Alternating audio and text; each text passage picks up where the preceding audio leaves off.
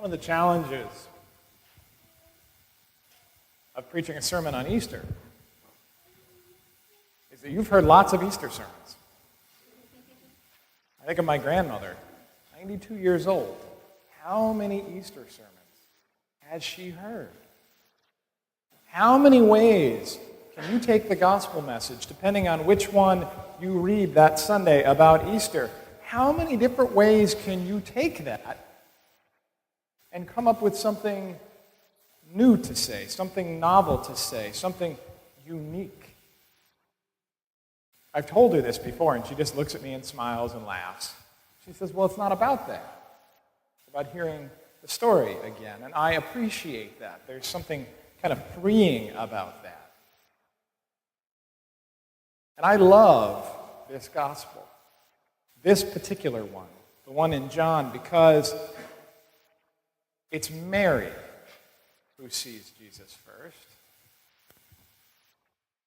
But in her grief and in her anguish, the gospel even says, through her tears, she doesn't know that she has seen Jesus. She doesn't recognize him. And as I was reading this and thinking about this, with all of the other things that have been going on in my life, waiting for a baby, getting to know all of you, what I was struck by in this story is that her initial gut reaction of who she thinks she's talking to isn't wrong. So often we take this and it's just a throwaway line. She thinks she's seen the gardener. The important stuff happens before that or it happens after that. But I kept circling back to this idea that she has seen the gardener, and only after she thinks that it was someone who had come to clean up the grave sites and make sure that the flowers looked nice and that the weeds had been pulled, it's only after that that she sees Jesus. But she's not wrong. The first sermon title that I put down for this Sunday was actually Gardening with Jesus, not Jesus the Gardener. And I thought about it, and I realized that some of you don't know me, and I don't know some of you very well, and perhaps Jesus the Gardener had a little more kind of solemn ring to it, something a little more appropriate for Easter. But Jesus spent his life and ministry gardening. Not like we do it. He didn't stay in any one place long enough to plant tomatoes, watch the lettuce come up, to harvest fruit. His ministry, at best, only took a couple of years. He was constantly on the move, walking from place to place, preaching, sharing the good news, proclaiming release to the captives, recovery of sight to the blind.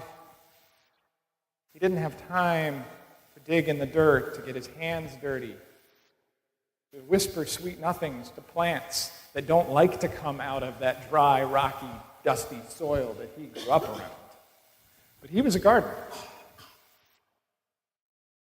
Think of the stories of the people that his life and ministry touched. Those people who came to see him. Friday night, we talked about those people who could only really declare their friendship to Jesus after he was gone. Joseph of Arimathea, Nicodemus. But there were others too. The 12, Mary, Martha, Lazarus, the paralytic man, the woman who had spent decades bleeding, the man by the pool in Siloam. He touched all of their lives. Jesus spent his life and ministry pulling up weeds in people's hearts. He spent time pruning branches that no longer brought forth fruit. And in 2 short years, the seeds that he planted, which continued to grow after his death and continue to grow today, in each one of us, means that he could not have been anything but a gardener, and the best there ever has been at that. Green thumbs don't even begin to cover it.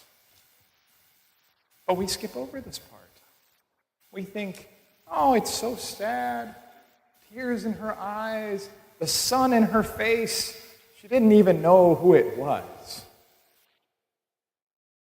She knew. She knew exactly who it was. She had been touched by him. He had pruned and weeded and planted things that Mary could never have dreamed about in her life. And he's doing it for us today. Each and every one of us here have been touched by that master gardener, who is delicate when we need it, who takes a firm hand when we need that. Always make sure that we are taken care of just as it says in the instructions on the back of the packet that we come with. Make no mistake, Jesus is still breaking new ground, still tilling, still planting, still fertilizing, and still watering each and every one of us. May it ever be so.